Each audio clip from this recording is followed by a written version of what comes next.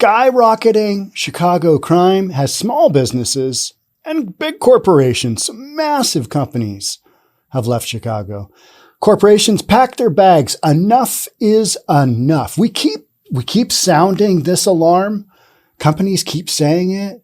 Mayor says one thing. The mayor of Chicago said, F Clarence Thomas. If you're in the position of a mayor of a major North American city and you're dropping the F-bomb, problematic. Lori Lightfoot, F Clarence Thomas. Well, that is some real leadership there.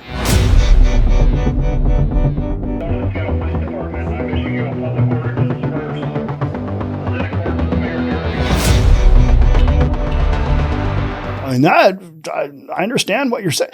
You just don't do that. You don't do that. That's a no-go in my book. Politician does that. I'm just like, yep, nope, hard no-go. And that's how you get an environment like Chicago has right now, where businesses are like, I don't want to be here either. And they are leaving. Now, leadership in I almost said Portland.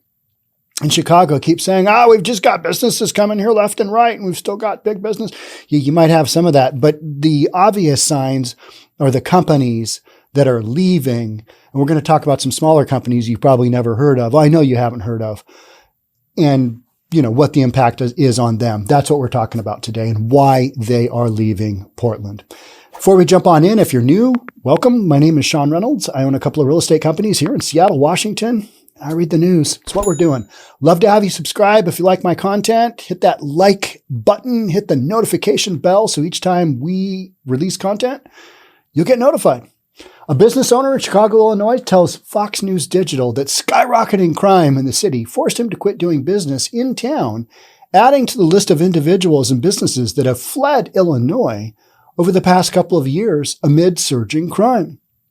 Gary Rabine, he's the founder of the Rabine Group and owner of 13 businesses, told Fox News Digital this week that surging crime in Chicago was a driving factor in his decision to pull his road paving company. You might think, a road paving company? How in the world would they be impacted? Whenever you hear the word road paving company, don't you think of like a really hot summer afternoon and you're in your air-conditioned car and you're stuck behind some endless construction site, and then you see the guy in front of you who's working like the shovel and he's patting down the asphalt and he's right by the asphalt rolling out machine, and you can just see the heat rising off of that black hot tar that they just laid down.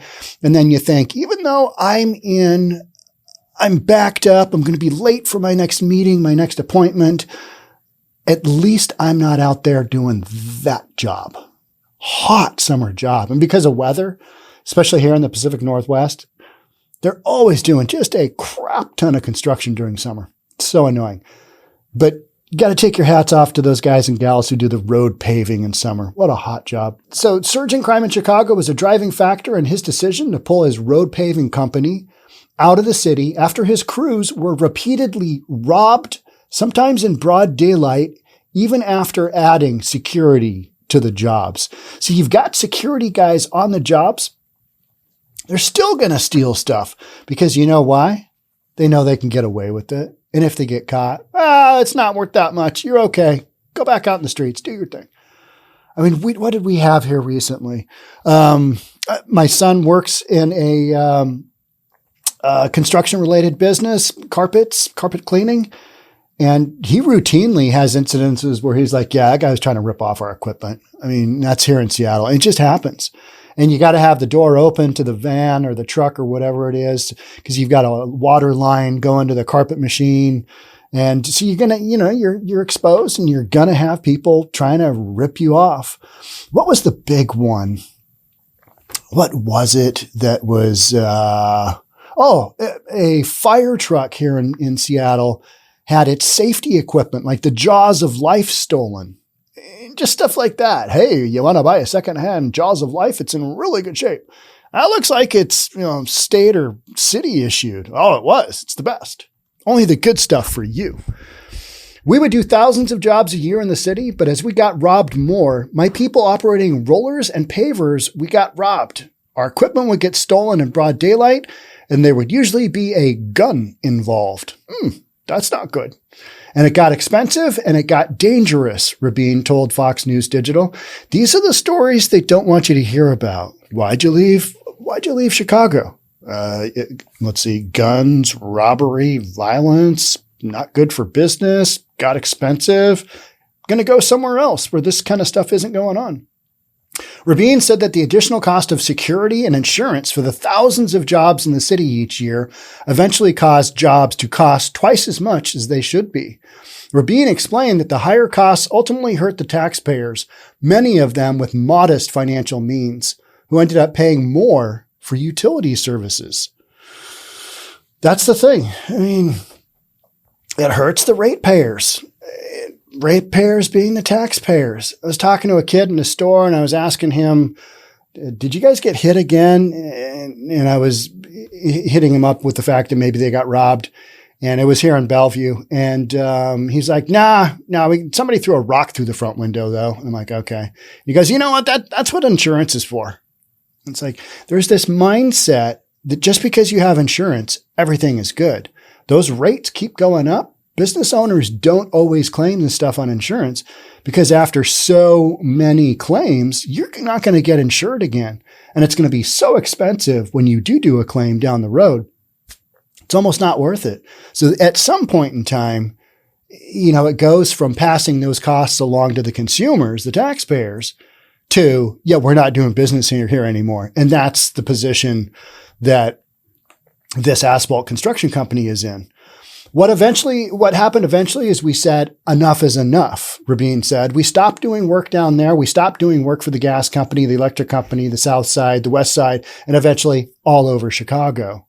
Those companies now work in other places. They work over the border in Wisconsin, the outer suburbs of Chicago, where they feel safer. And you know why they feel safer? Because they are. Because they're not getting jacked there. Yeah. Interesting, right? Last week, billionaire Ken Griffin announced he is moving his hedge fund firm Citadel out of Chicago. Wealthiest dude in Chicago. Yeah, out of here, moving to Texas. After citing crime as a major concern over the past few months. Citadel, that's a big company. I did a podcast on that. You can check that out. That billions under assets, I believe. No go. Yeah, we're going to have to move out. If people aren't safe here, they're not going to live here, Griffin, the billionaire owner, told the Wall Street Journal in April. I've had multiple colleagues mugged at gunpoint. I've had a colleague stabbed on the way to work. Countless issues of burglary. There's a really difficult backdrop with which to draw talent to your city from. Yeah. Let's see. Chicago. Oh, let's look at that neighborhood. Oh, yeah, that's not good.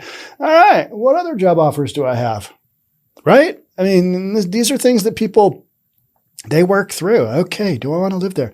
And yet you still got a lot of people who are like, it's fine. It'll be good. It's okay. It'll be all good. Rabine told Fox News Digital, that's the asphalt guy, that Citadel's downtown location and the crime that has been prevalent there was most likely causing Citadel to have trouble hiring and keeping talent. So it's specific location, tough, just not good. And we've got those locations in Portland and we've got those locations here in Seattle. And I talk about them all the time. You've got these little small areas that are just, for whatever reason, they're always the hot spot for crime. We had the same spot. We got the Blade in downtown Seattle. It's like this 4-block radius. For like 40 years, since I was like a little kid, the late 60s, early 70s, crime cranked up there. And it's always been there, and city leadership has always been like, got to let them do their criming somewhere, right? Got to let them do it. I guess it's there. I don't know what those conversations are like, but how can you have these areas just continually have the same situations going on without doing much about it? I don't know. I'm confident the Citadel was losing people, Rabine said, and I'm guessing that 50-60% of those people, maybe more, were raising their hands and saying, get me out of here. That's what's happening. Legit businesses are saying, yeah, we don't really want to be here any longer, and we're leaving. And then, Chicago's leadership, we've got the F. Clarence Thomas gal saying, lots of businesses here. If you're a political leader and you are saying F somebody, you know what? Your political skills to me are zilch. You got zero going on, especially to a Supreme Court justice. What are you even doing? That's stupid. You're a bad person. You're a bad politician. Along with Rabine and Griffin, other companies have made the decision to pull out of Chicago amid the skyrocketing crime in the city. Caterpillar,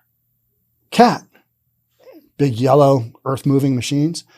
They moved from Deerfield, Illinois, a North Shore suburb of Chicago. I think that is like a 45-minute drive from downtown Chicago, Deerfield, Illinois.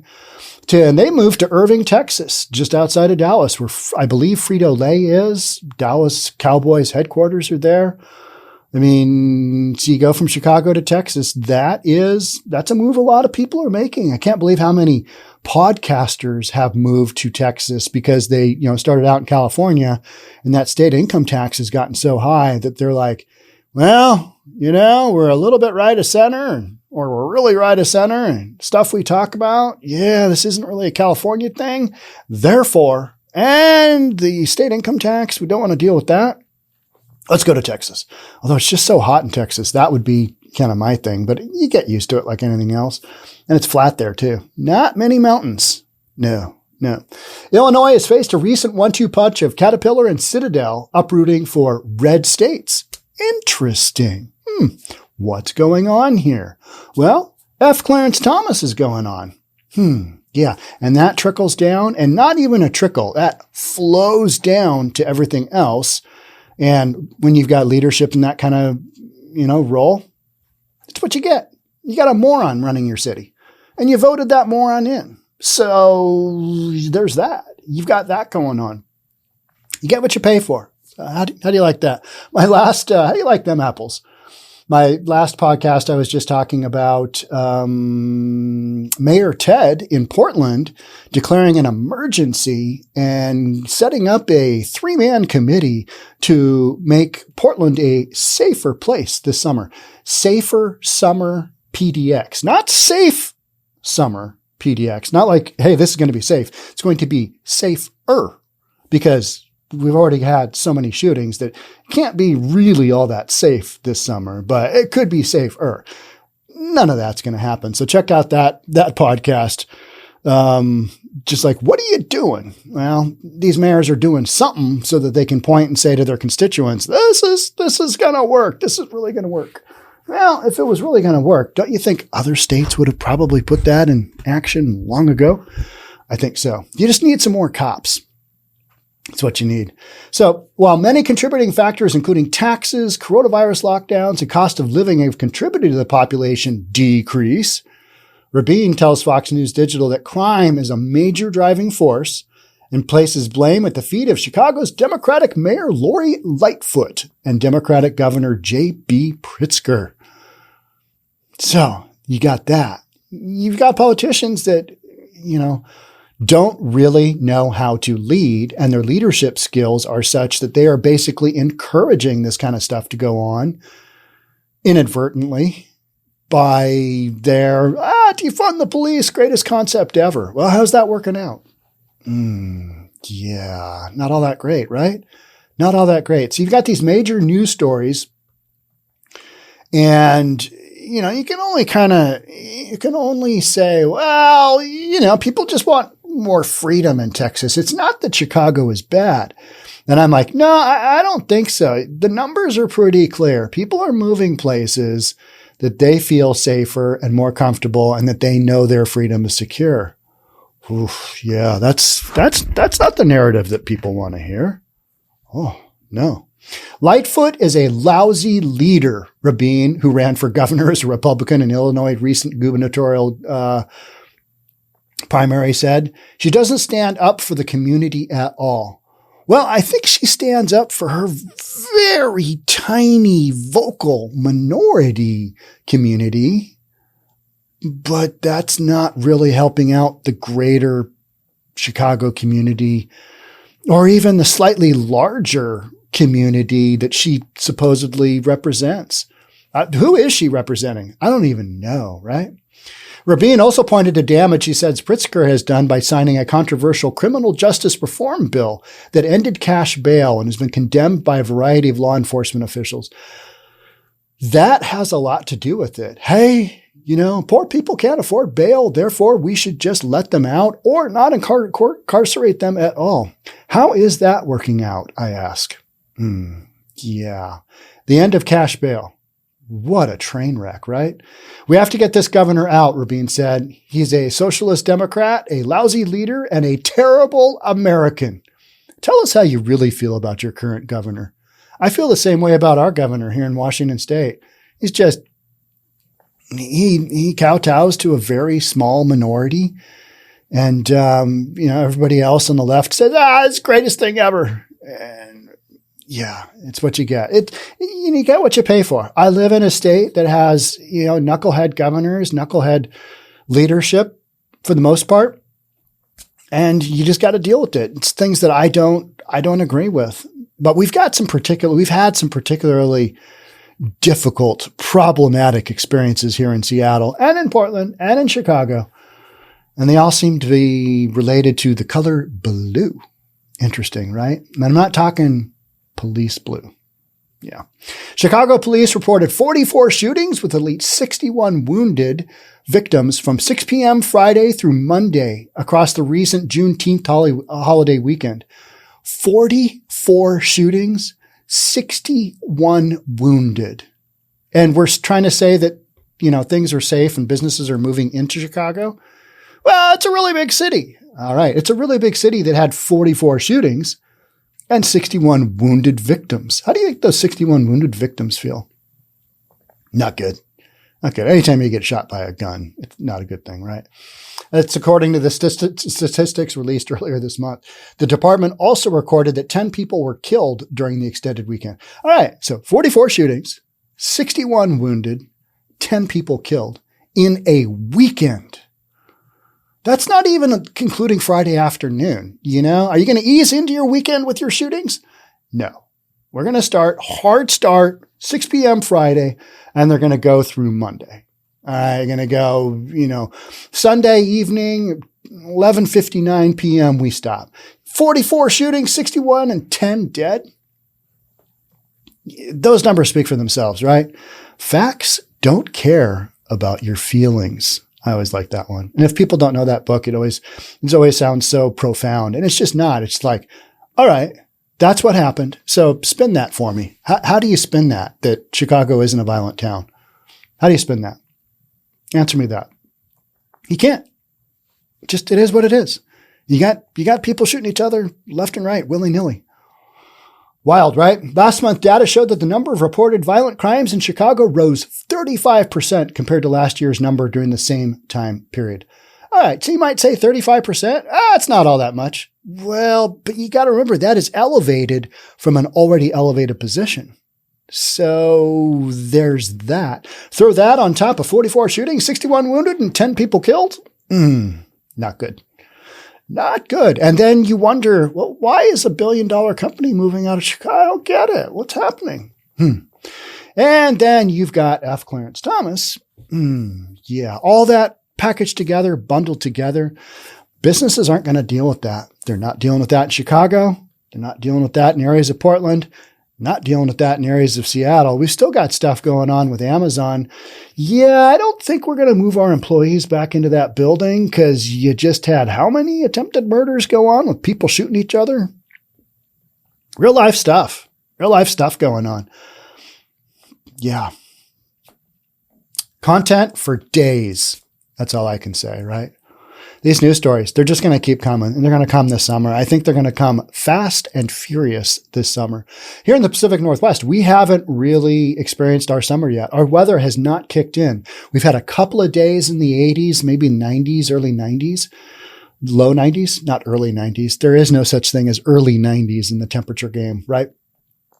But we get some hot weather. I think you're going to see these numbers skyrocket. Rest of the country has been dealing with heat waves. And here in Seattle, we're like, well, there's a little patch of blue sky up there. God, I hope summer comes soon.